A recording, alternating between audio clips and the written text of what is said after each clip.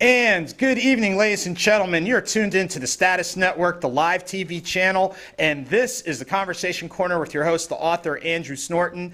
As we do every second and fourth Wednesday at 7 p.m. Eastern Standard Time, we have some great guests doing great things across entertainment, business, community, and more. So we thank you so much as we got started. Just a couple minutes. You know how technology sometimes goes, but now we got everything up and running. We are ready for a powerful show tonight. So before we have our first guest, just a couple of real brief announcements. And remember, we thank you for tuning into tonight's show, supporting this show, the channel, the network, the entire Status Network family of pretty much everything from television, radio, film, and more. To best enjoy tonight's show, make sure to go to statusnetwork.net, click on the box for Conversation Corner for your pop-ups, and you're good to go.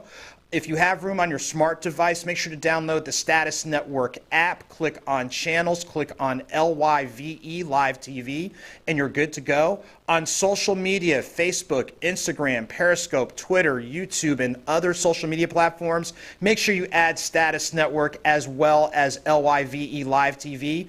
And for those of you that have Roku as well as Amazon Fire Stick, make sure to go ahead and tune into Status Network, and we are all set. And speaking of Status Network, if we can go to our first quick item, if we can get that up. Absolutely. If you or someone you know has an interest, podcast, full broadcast shows like you see here, special events, and more, this is the network you definitely want to make sure to take a look at. We have multiple channels, multiple platforms, and you will get help to make sure you're successful, because as we know, when you're successful, we're successful. So definitely check out Status Network.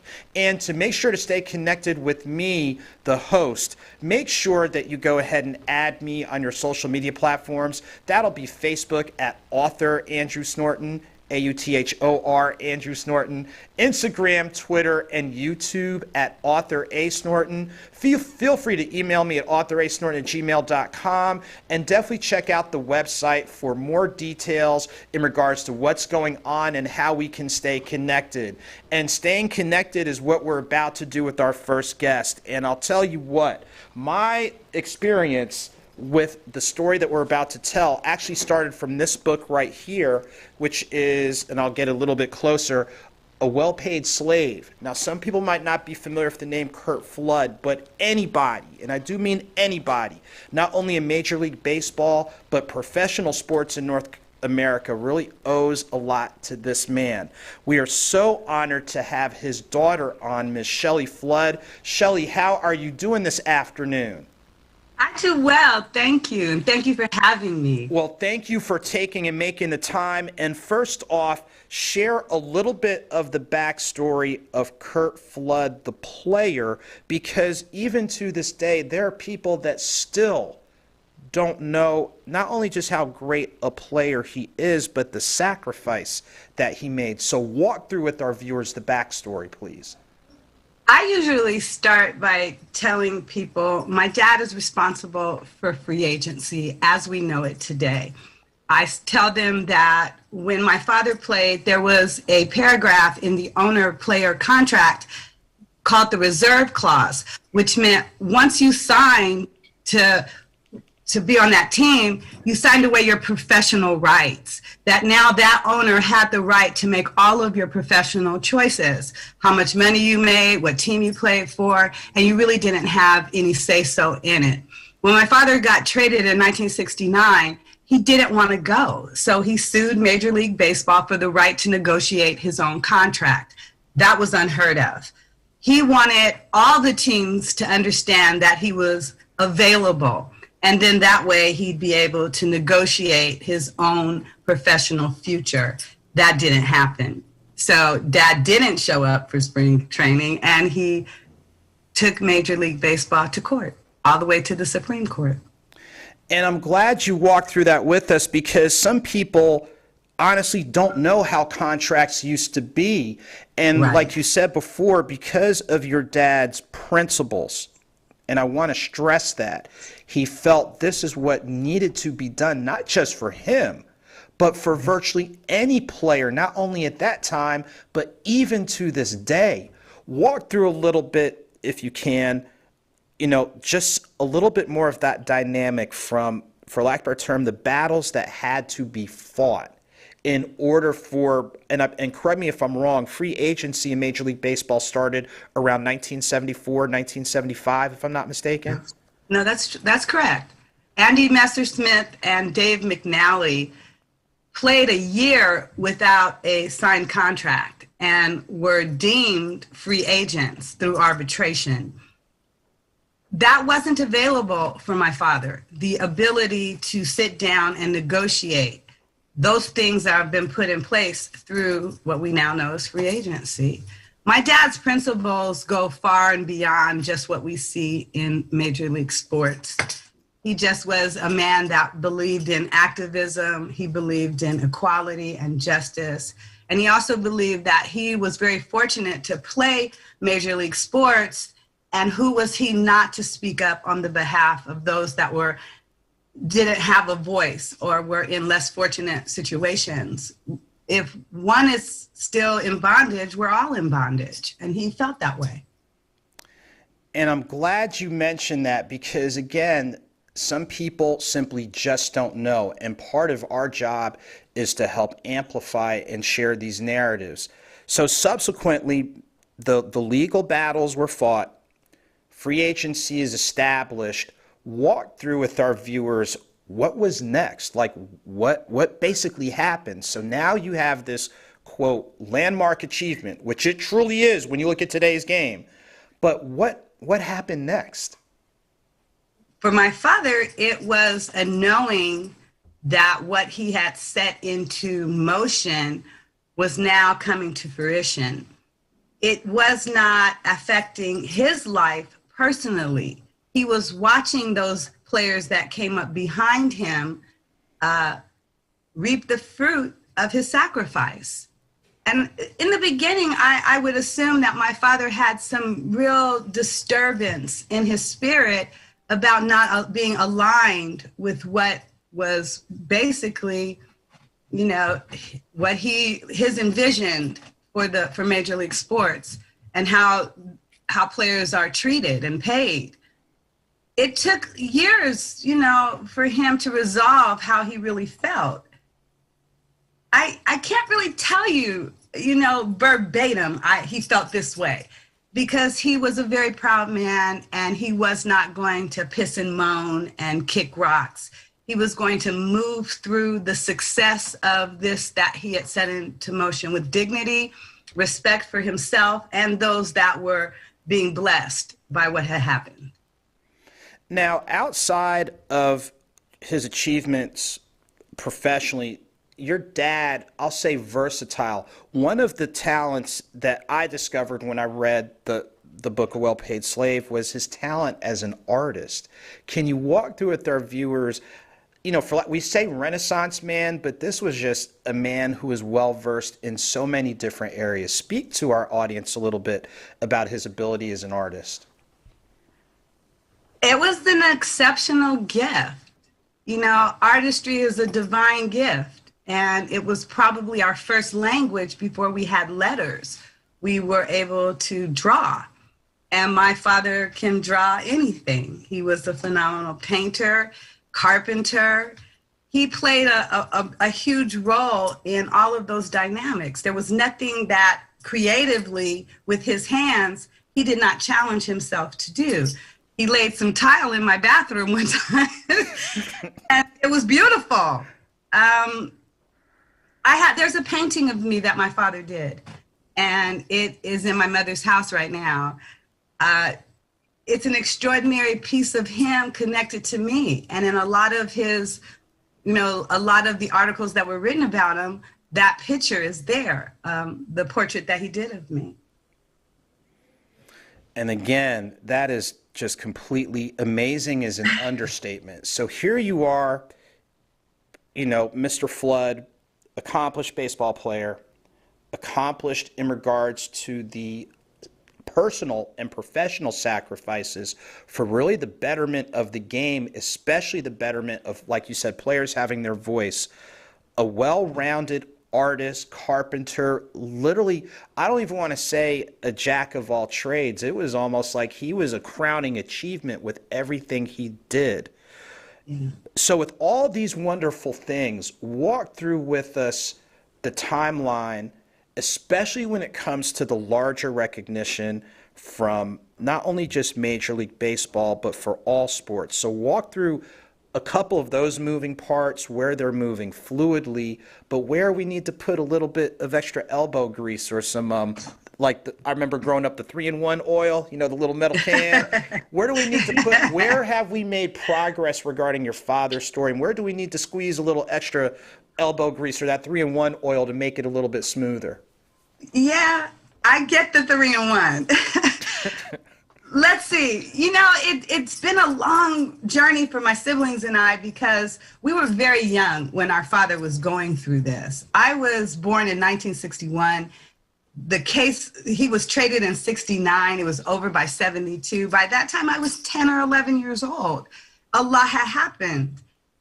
It took a very long time for the general public to understand the history.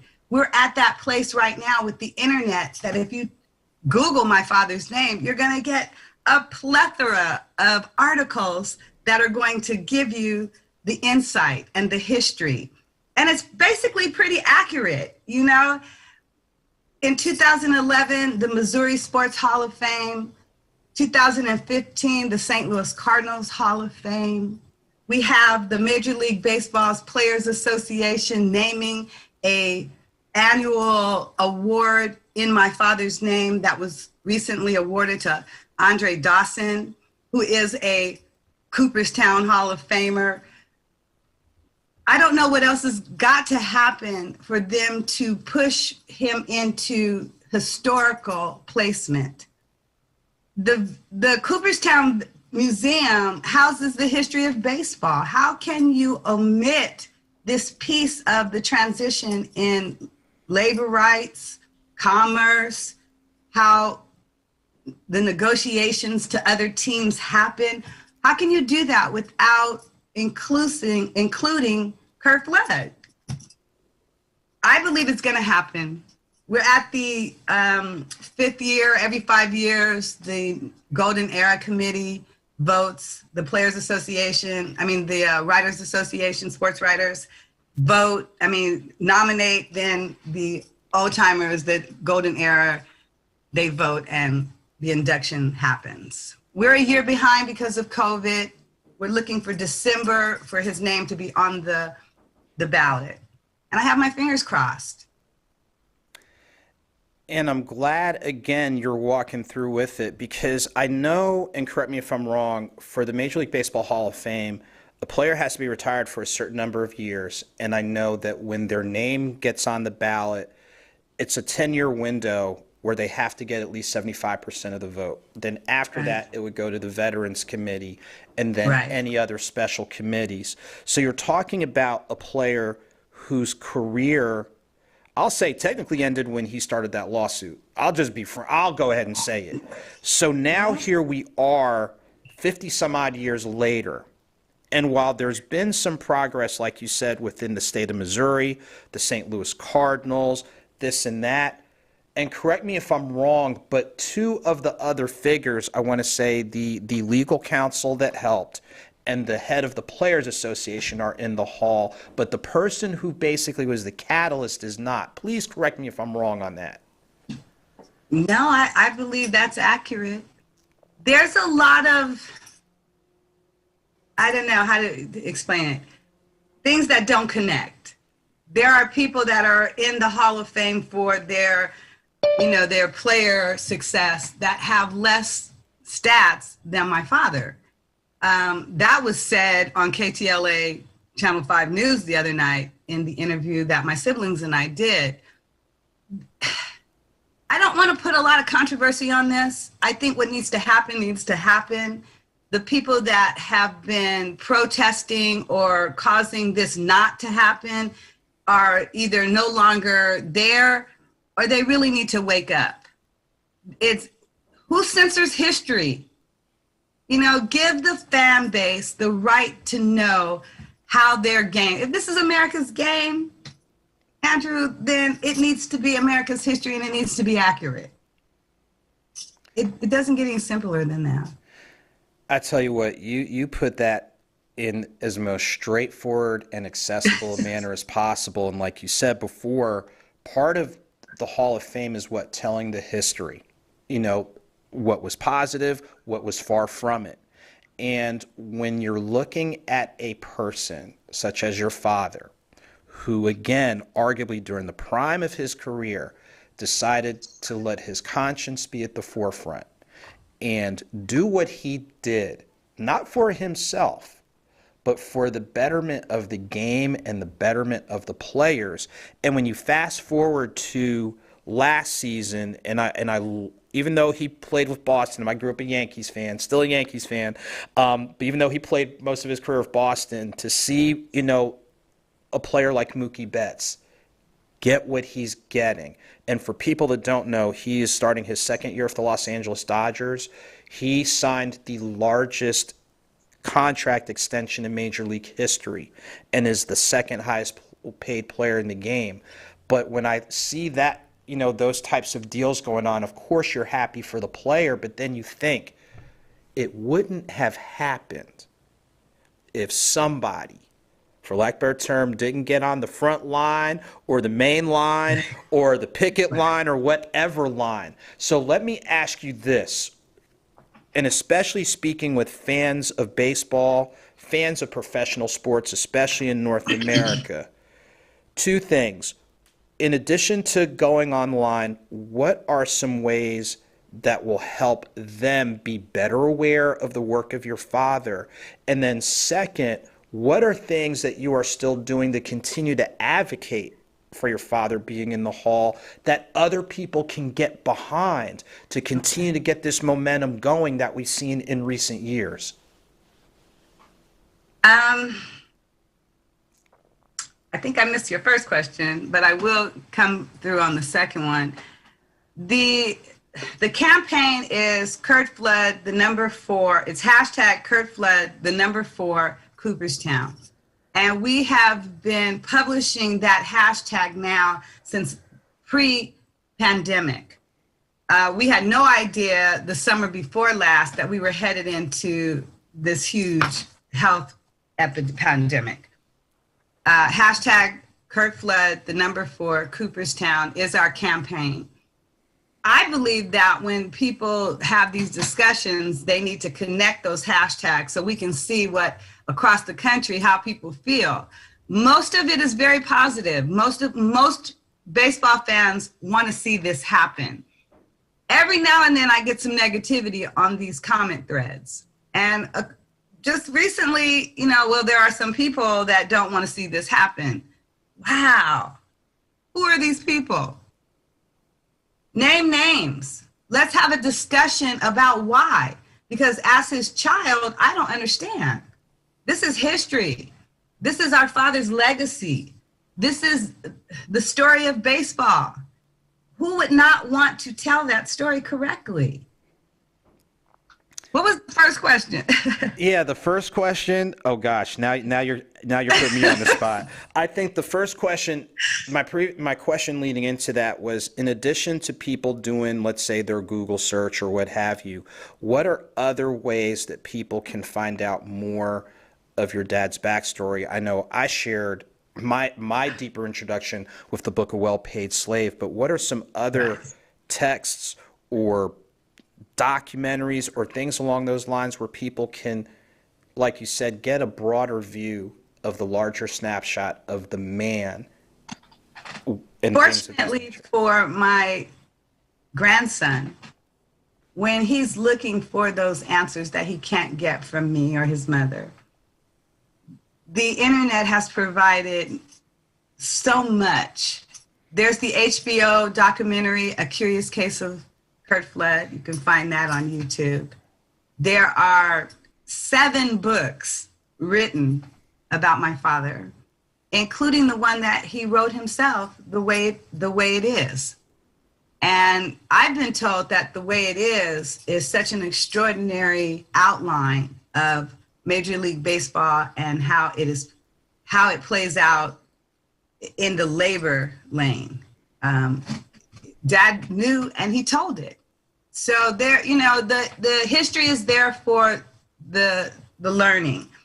And if you're really that curious or deficient in it, I just have to turn you to do your research online. Well, I tell you what, Ms. Flood, I know I'm being formal. I'll be a little bit more like Shelly. First off, as we get ready to wind down your segment, number one, just thank you for taking the call. I'm just going to go ahead and put it out there. Thank you for taking the call to come on. Number two, thank you and your siblings and everybody else who understands the importance and relevance and is continuing to advocate. And thank you for sharing, like you said, please repeat that hashtag so that way we can help get that trending so it provides that additional nudge or that additional squeeze of that 3-in-1 oil so we can go ahead and get that next thing on the horizon taken care of. Hashtag Curt Flood, the number 4, Cooperstown. And there you have it, ladies and gentlemen. Miss Shelly Flood. Shelly, we wish you, your family, everybody who's advocating for your father, continued blessings, well wishes, and success. And we're just going to say it's a matter of when instead of a matter of if.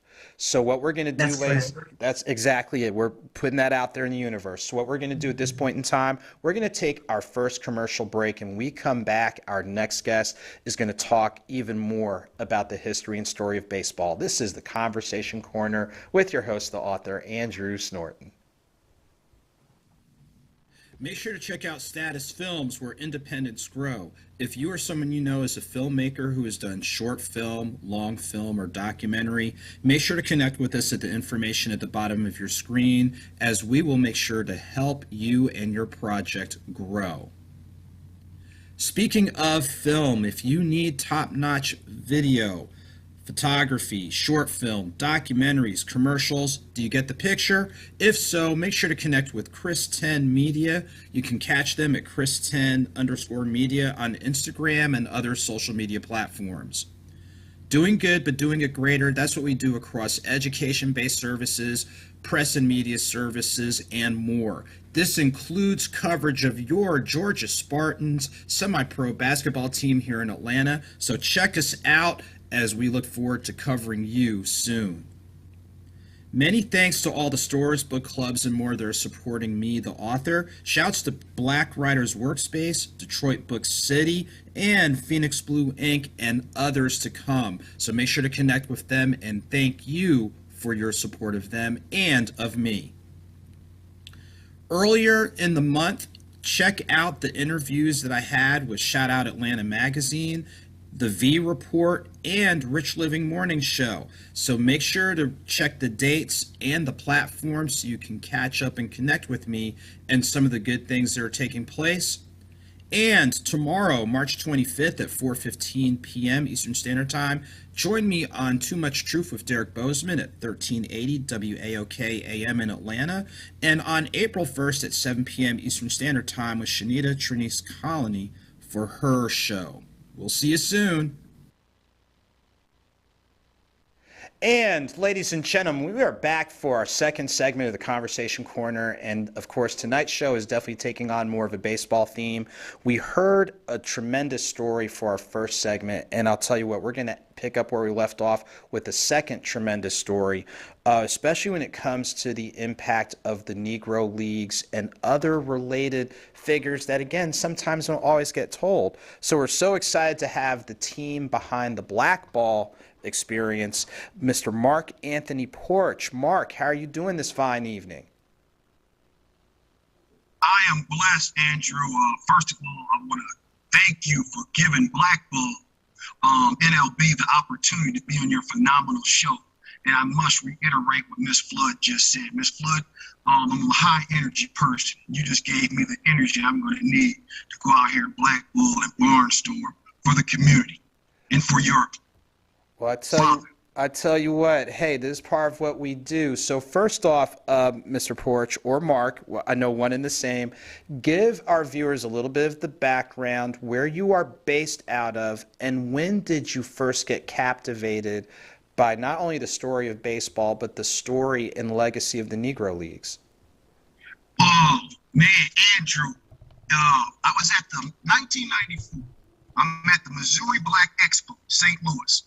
And so I walk up to a booth, Mississippi Valley State University booth. They had a presentation there. So I asked a young lady, I said, hey, you know such and such? She said, yes, I know Miss Laura. I said, well, that's my great aunt. She said, that's your great aunt? I said, yeah, that's my great aunt. So my great aunt took a penny and started pretty much of the education system in the Delta of Mississippi in the 1950s. Then I saw this booth. I saw these guys. I'm a baseball fanatic. As a kid, I was a stat person. You know, when we grew up in the 60s and 70s, you had to read the newspaper. So the older people used to be like, oh, he knows all the stats. They say, hey, what happened today at box scores? So at the Missouri State Expo, I ran into a BlackBall.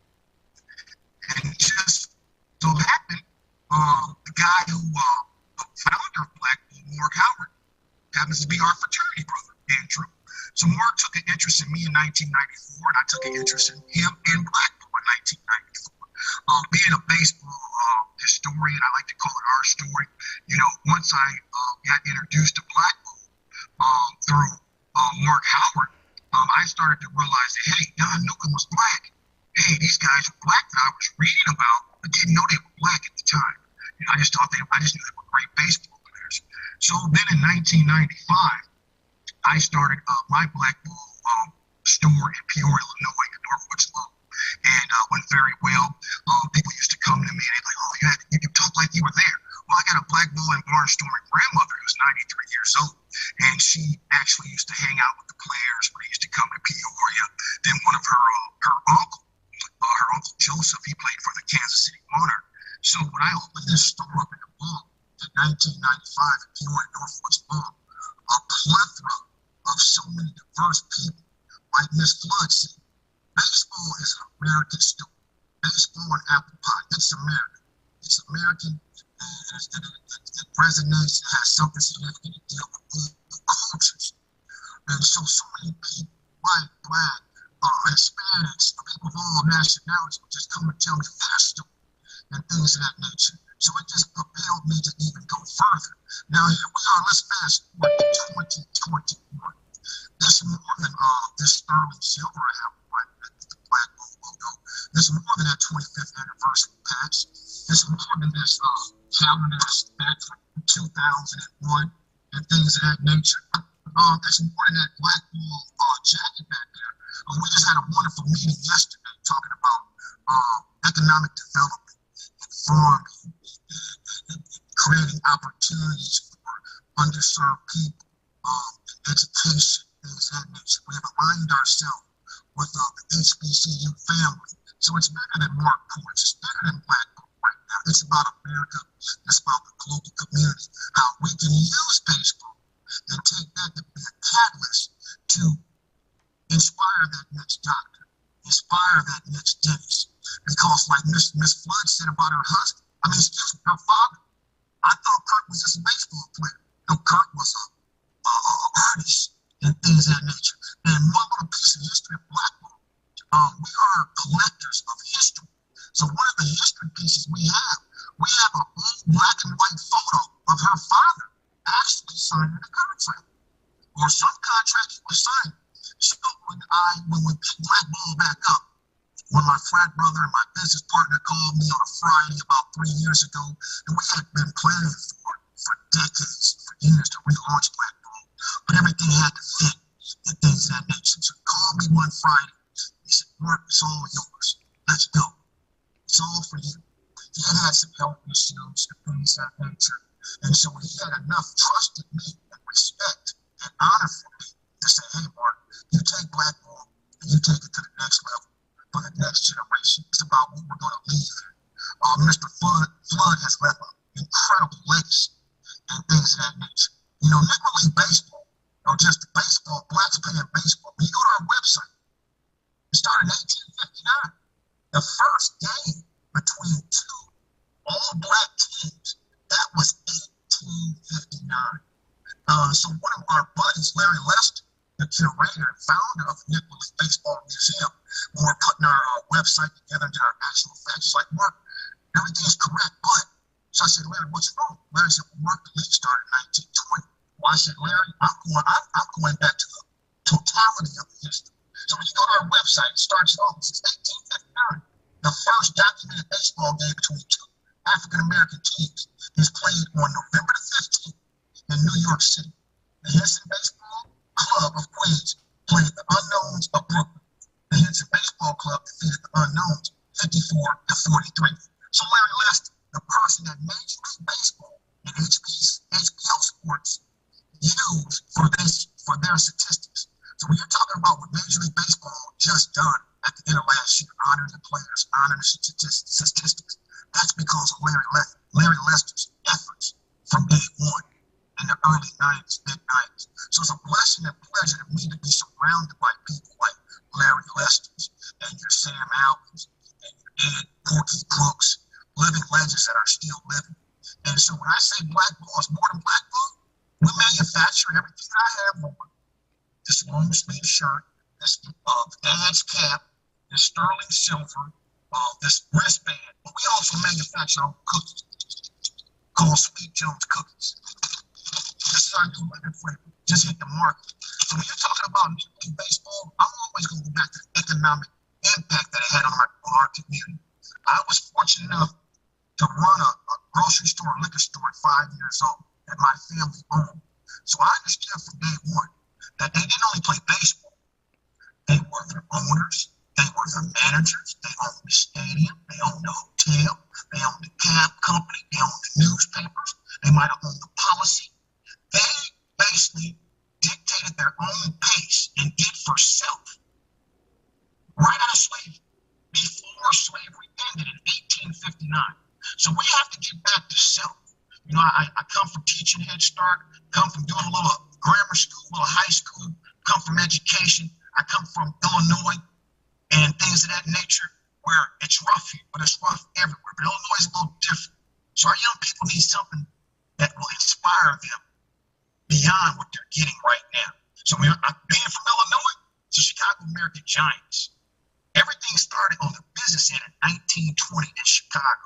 So those young entrepreneurs from St. Louis to Chicago, they need to know that you're more than just a statistic, that you can be that doctor, you can be that lawyer, you can be that artist like Curt Flood, you can be that executive, you can own the team and things of that nature.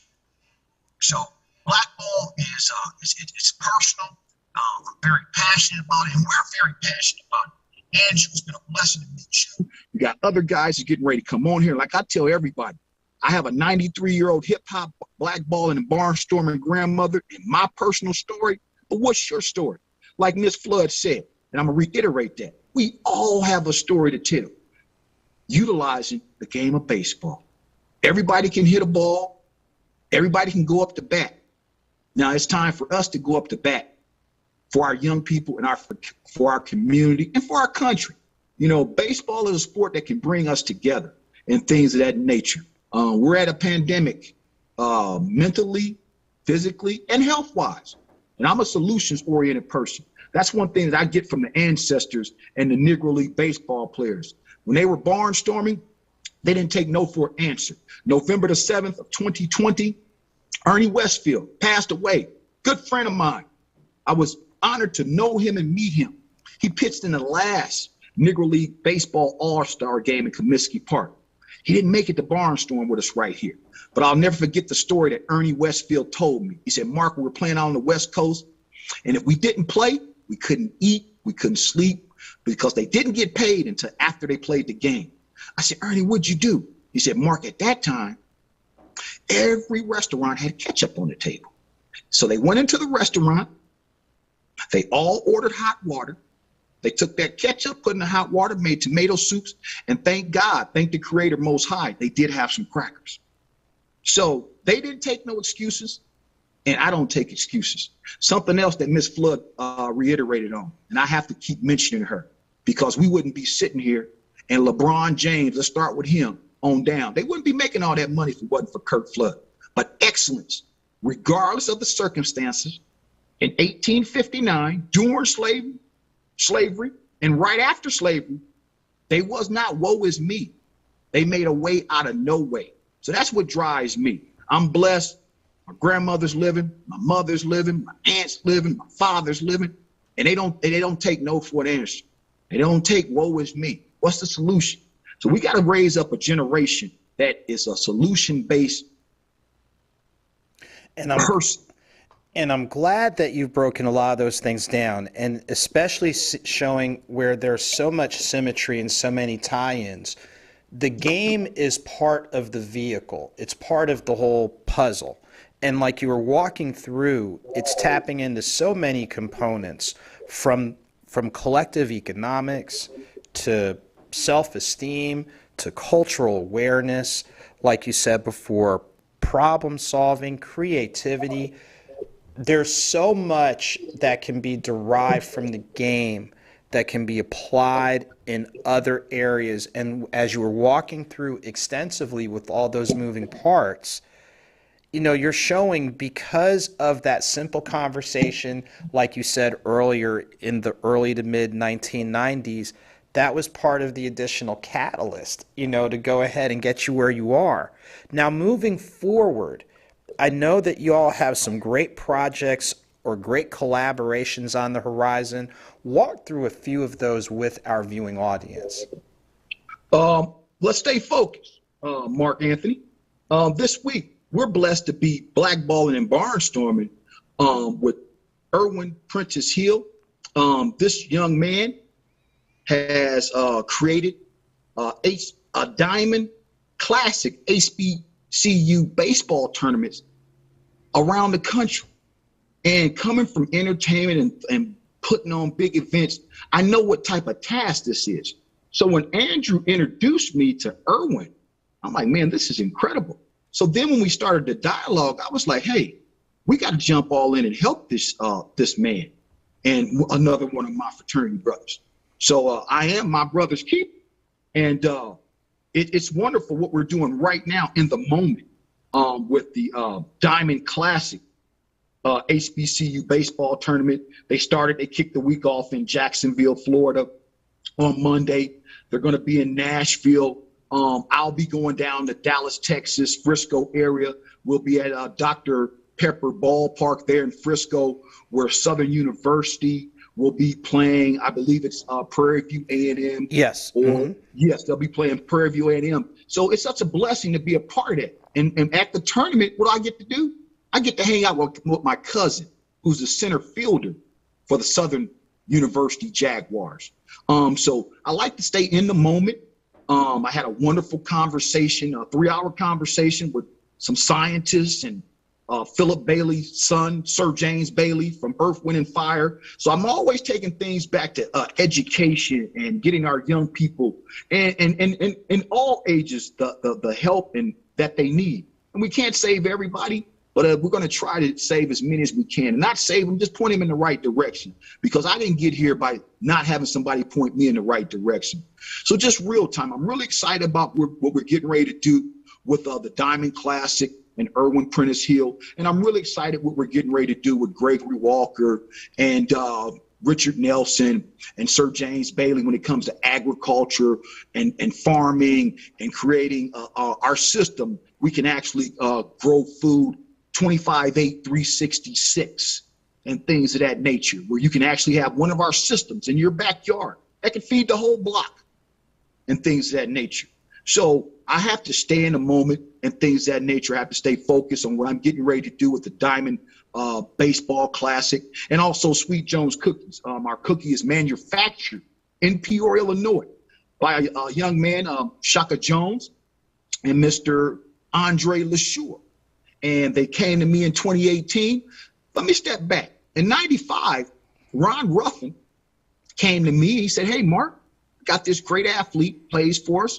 And he's just like our buddy we grew up with, great athlete, but we have some things to work on. Ron said, hey, Mark, can you help me? Can you talk to the young man? So the young man came and talked to me, but I knew then from being that age at one time, well, he might not like my type of coaching because I don't play. It's either the way we're going to do it or it's not going to be done at all. Fast forward, 2018, I come back to Peoria. I'm doing some consulting work, and he walks in this office, and he just lit up. He's about ready to start crying. He said, Mark, help me. So he introduced me to the cookie. And I said, you know, really didn't have the opportunity to help you in 95. But now you're a grown man. I'm more mature also. I'm going to help you.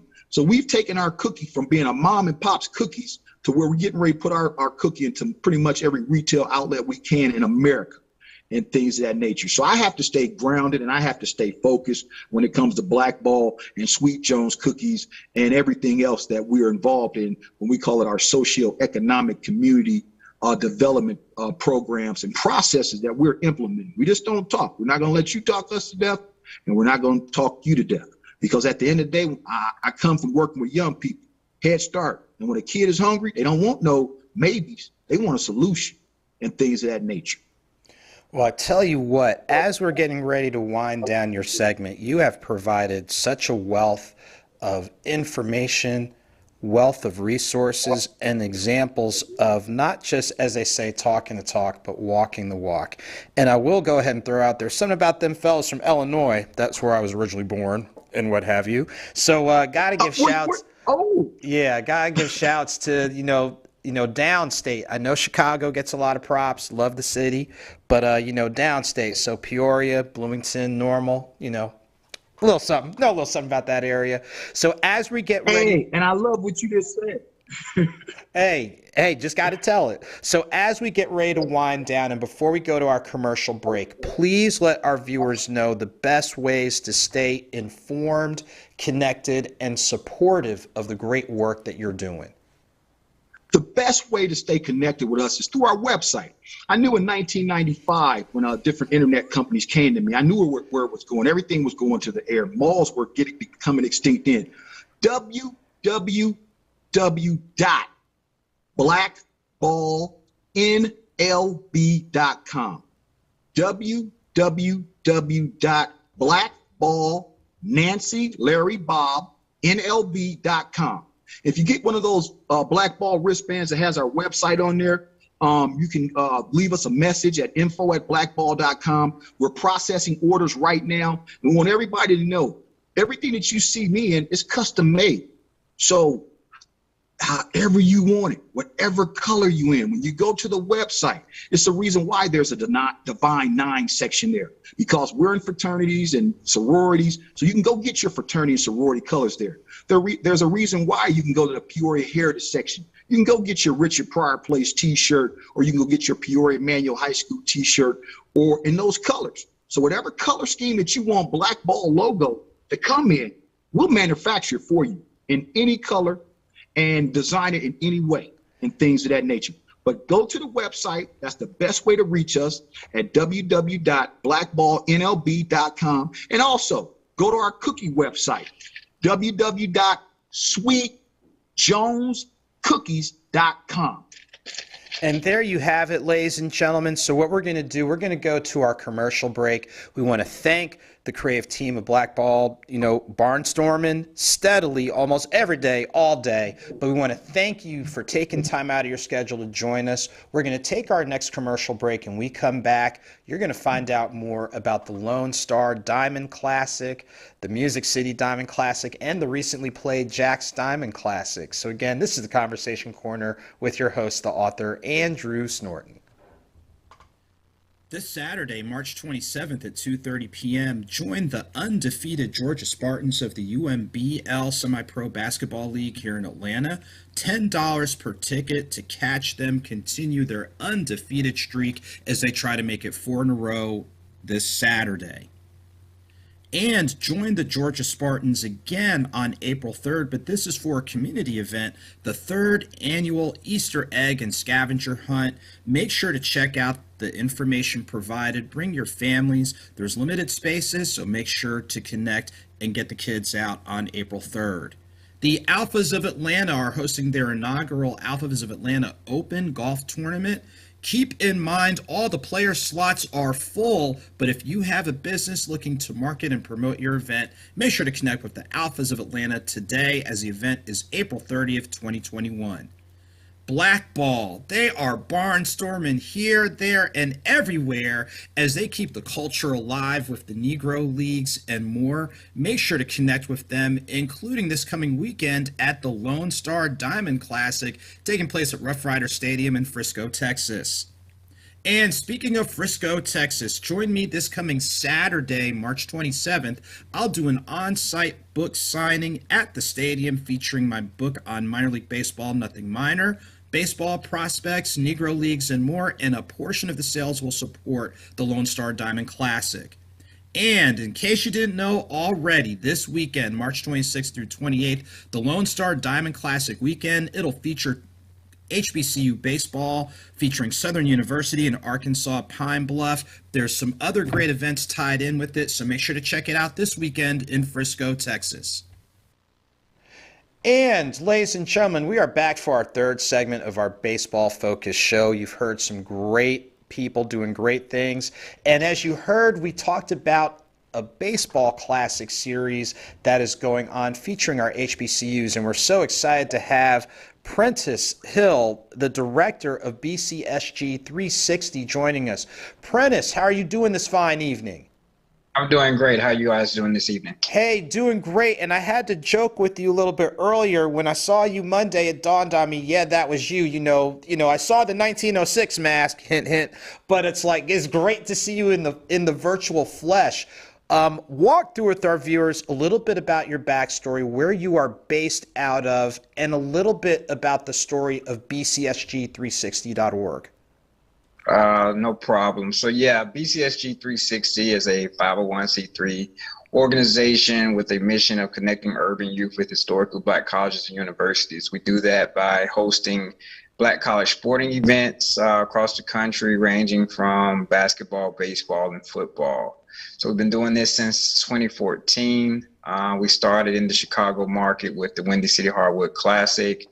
A few months later in 2015, we hosted our first Diamond Classic in Birmingham, Alabama, which was the HBCU Baseball Classic, the Magic City Diamond Classic featuring Alabama State versus Alabama A&M.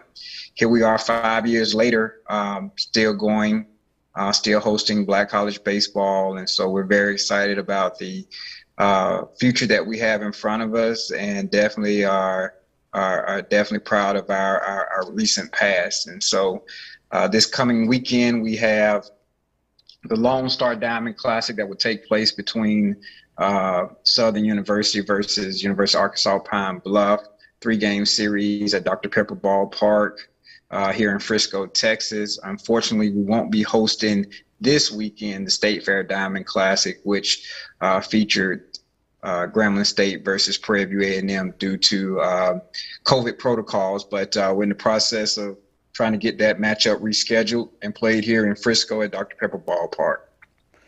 And wow, that's a lot of moving parts. So you shared with us the evolution of the different sporting events that you've done. But like you said before, the ultimate focus is making sure to positively amplify our HBCU community as well as just the community involvement. I want to focus on this weekend's event for a little bit. And there's other moving parts beyond the game. So in addition to fans of baseball, people who love supporting our HBCU community, what are some other things that are tied in with this weekend where the community can stay engaged and connected with the great work that's taking place on and off the diamond? Absolutely. Like I said, at the core of these sporting events, they are college and career readiness programs. So due to the pandemic, we've had to switch gears and go to a virtual format.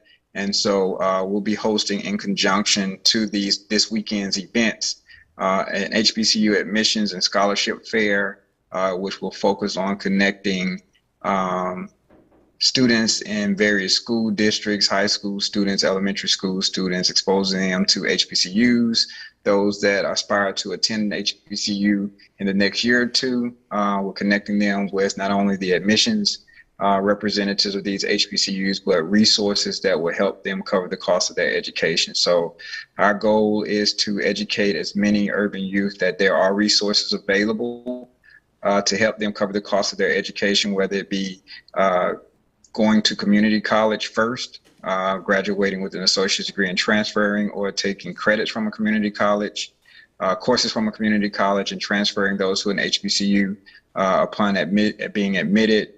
Any opportunity, any resource that will allow students to discount the cost of their education.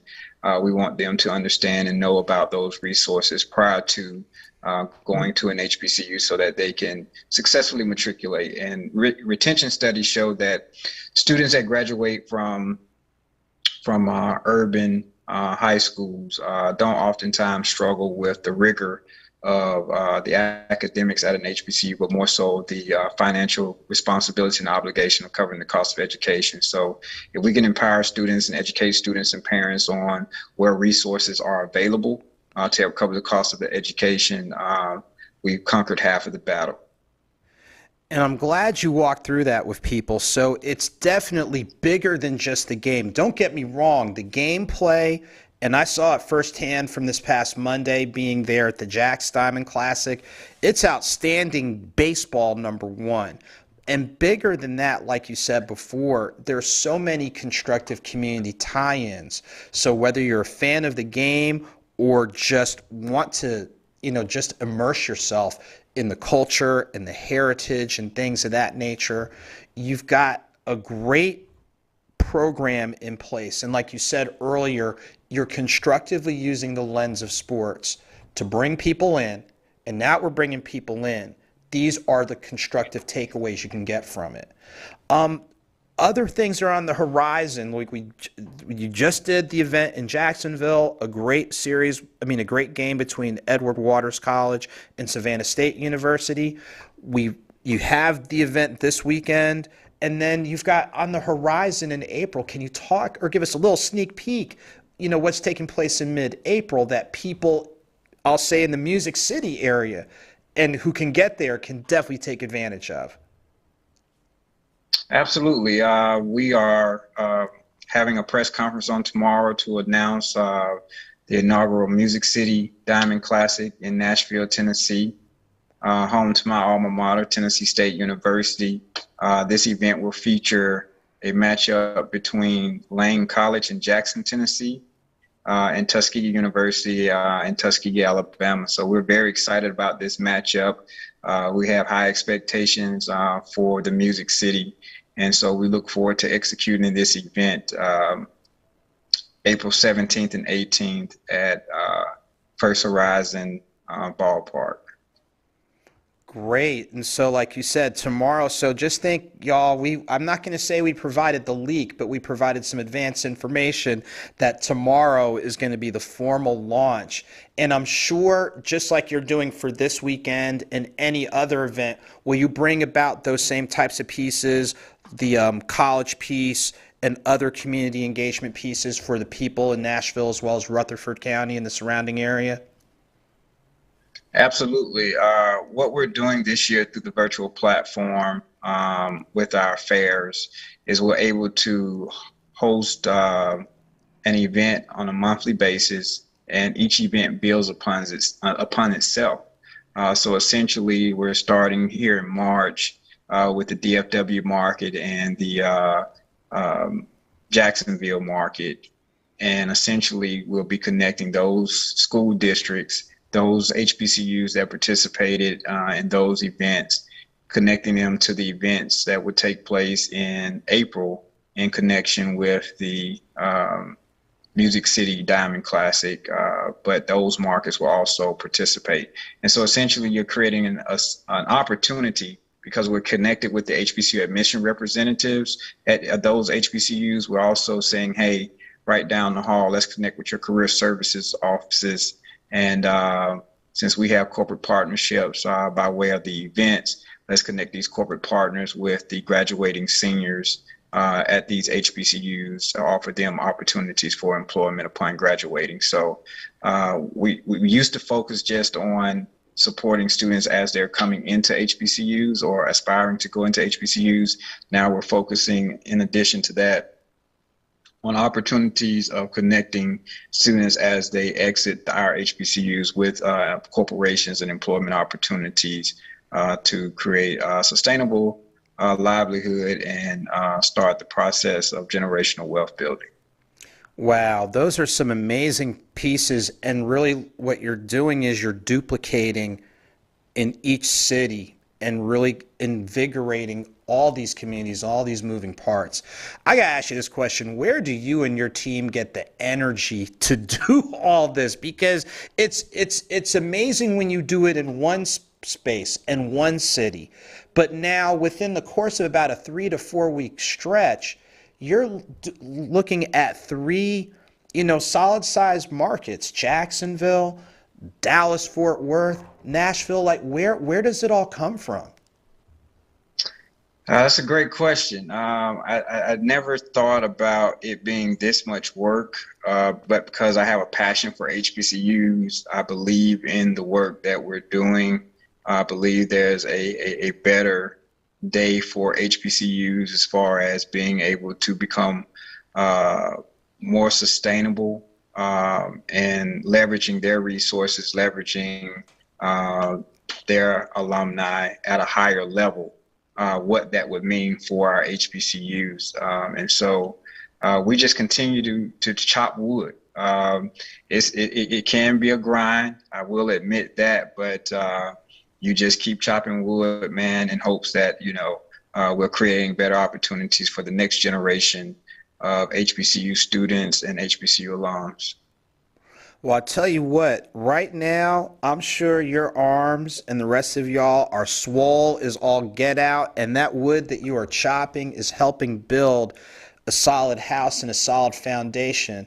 And before we get ready to pivot, I want you again to remind our viewers, especially those who are in the Dallas-Fort Worth area, what are the best ways to either get that ticket or to be a part of the virtual events, any of the masked up, of course, social events. What are the best ways for that segment to be aware and to participate this coming weekend? Absolutely. So as far as tickets are concerned, we do have weekend passes. We have daily passes for the events and for all of our events. And through our partnerships with the minor league franchises that we're hosting these events at the ballparks of, you can go directly to their website. So for this weekend, you can go to the Frisco Rough Riders website. You can do a Google search for Frisco Rough Riders ticket office, and the tickets are right there for purchase. If you have any questions, there is a ticket office number to call and get more information. But essentially, through our partnership, we are connected with their ticket office in a way that they are an extension of our events. And so they help us from a ticket operation standpoint. And so any events that we're having, just go to that franchise's ticket office and their website. They can get tickets from there. As it relates to the different college and career readiness programming that we have, you can also check out our social media. The information is there. You can also email me at Prentice at BCSG360.org. That's PRENTISS at BCSG360.org to get more information with regards to our schedule of college fairs and job fairs that will be taking place over the next few months. And also we have social events and activities that will be taking place. You can find more information about that on our social media with our different event pages from one city to the next. So this weekend, you can go on our Instagram, Lonestar Diamond Classic, or our Facebook page, Lonestar Diamond Classic, and you'll find more information about our social events. Well, I tell you what, it is a pleasure and a privilege to have you on.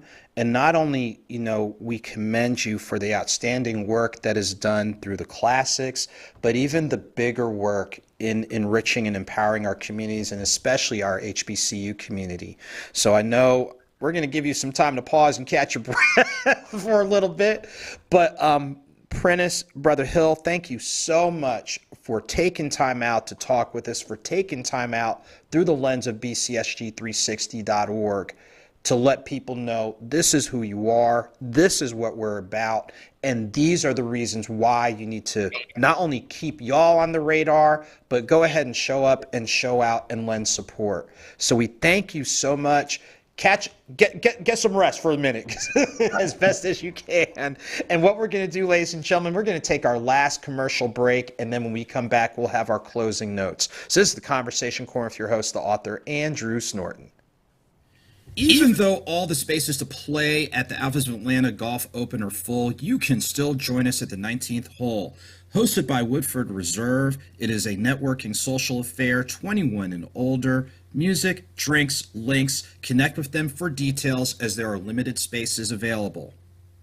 Live free. That is the mindset of 1820 Hats, the custom fedora line for men and women. Make sure to check them out at 1820hats.com as well as 1820 Hats on Instagram. And remember, your hat is your crown. Get yours today. Speaking of getting yours, make sure to get merch from the author. That's right, we have coffee and tea mugs, bracelets, and more, and we will have more merch coming soon, so make sure to connect with me at the information provided and get yours today. And speaking of getting yours today, make sure to get any of my books on Barnes & Noble, Amazon, and select bookstores. And don't forget to download the author's mixtape audiobook series on any of your favorite streaming platforms. And speaking of, here's a sample from Chris 10. Rise and shine. Time to get on the grind. What's on your mind? Is it how the time rewinds when you are flowing in your purpose, but it's worth it? All right, now snap out of it. Get up, get up, get up, get up, make it happen. You relaxing and time is passing you by. Time flies. Have you ever seen your idea floating across the TV screen only to realize it wasn't you? I mean, it was your idea, but you sat on it because you thought you... And ladies and gentlemen, as we get ready to officially close out tonight's show, you have been blessed with a wealth of knowledge and insight about the game of baseball. Hopefully you have taken away some great things about the history, about what's going on today and what's going on the horizon. So whether it's your first time or multiple times of getting acquainted with our guests, please make sure to connect with them. Definitely I want to say real quick, thank you so much for taking and making the time to tune in. Thank you for being patient with us. As you know, business happens, but we were able to make the magic happen, so shouts to the production team. Last couple of quick reminders. April 14th will be the next live broadcast of the Conversation Corner. We'll have another great show lined up. As a reminder, I will be in Dallas, Texas, actually Frisco, Texas is coming Saturday and Sunday for the Lonestar Diamond Classic, so make sure to get your tickets, support that event, come see me. As a portion of the on-site book sales that I'll do on Saturday will be donated back to BCSG360, just as was done in Jacksonville. And last shout out before we go ahead and close out, I have to give shout outs to my friends and associates of the Iota Zeta Sigma chapter of Sigma Gamma Rho Sorority Incorporated. Today marks their charter anniversary, 20 years of doing some great work in the North Atlanta and metropolitan Atlanta area. So ladies, congratulations and keep building on the great work you're doing. And with that, ladies and gentlemen, we're going to close out. Until next time, take good care, continued well wishes, blessings, and encouragement. We're going to ride out with my official music sponsor, the Ear Candy Experience.